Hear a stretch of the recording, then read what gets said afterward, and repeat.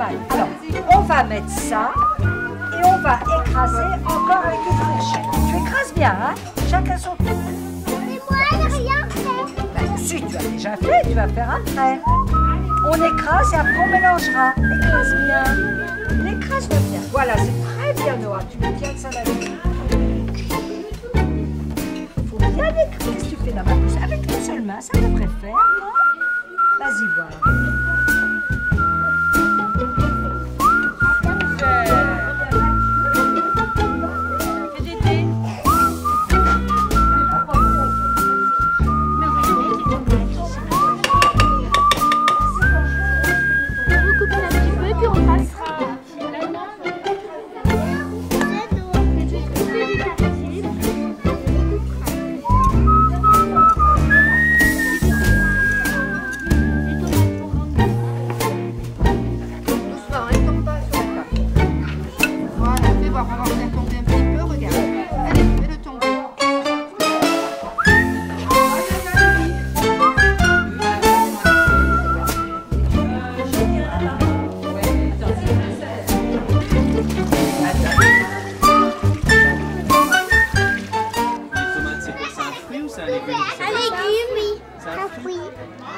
J'aime pas les tomates, j'aime colorer aussi.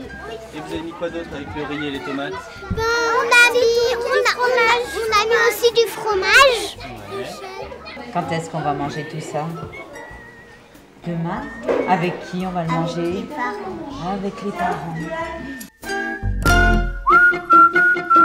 Depuis hier, toute la journée, vos enfants ont cuisiné. Ça s'est très bien passé, ils ont été vraiment super. Grâce aux 10 bénévoles, voilà. Institutrices en retraite pour la plupart, qui sont venus nous donner un coup de main, sans qui on n'aurait jamais pu faire ce que vous allez manger aujourd'hui.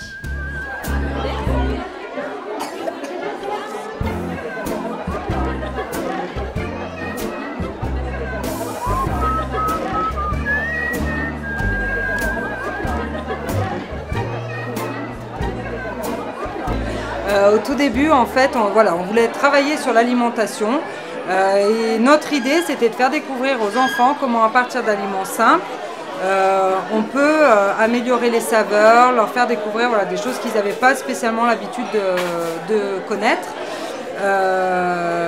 Et on s'est dit en tout premier lieu ce qu'il fallait, parce qu'on avait réalisé avec les plus petits, souvent, ils ne se rendent pas compte que tout vient de la terre. Et du coup, eux, un paquet de gâteaux, ça se fabrique tout seul. Les chips, pareil. Donc, on est vraiment parti de la base, en fait, d'où viennent les aliments. On a travaillé toute une période là-dessus. On allait visiter le moulin de Vignal à Pinac, où on a vu comment fabriquer la farine à partir du blé avec le moulin. Et voilà, ça a été notre première partie. Ce qui les a le plus étonnés, il y a l'huile qui les a beaucoup étonnés. On a beaucoup travaillé, en fait, on avait choisi, il y avait l'huile, le sel.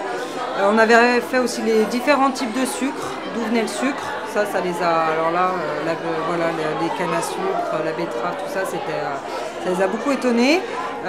Et puis voilà, parce qu'ils ont, en fait, finalement, s'aperçoivent qu'ils prennent les aliments tels qu'ils les voient, sans se poser des questions, comment j'arrive à faire tel aliment, ou voilà, un gâteau, d'où ça vient, mais la farine, d'où elle vient. Voilà, ils ne se posaient pas toutes ces questions. Et nous, on a voulu qu'ils se mettent en position de chercheurs un peu. Est-ce que vous pouvez nous dire ce que vous avez dans votre assiette là déjà? Oui, alors un pain de thon, une salade de riz avec de la tomate et une mayonnaise avec la ciboulette peut-être. Et le verdict?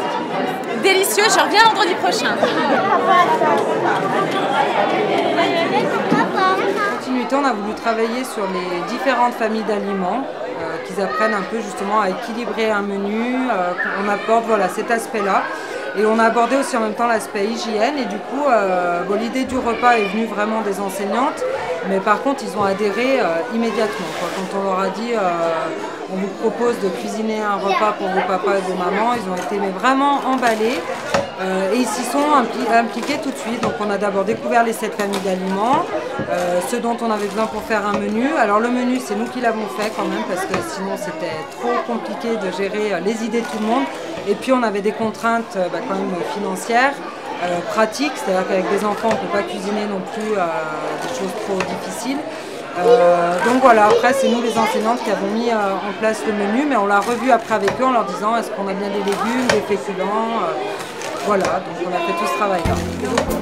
Retournez à vos tables.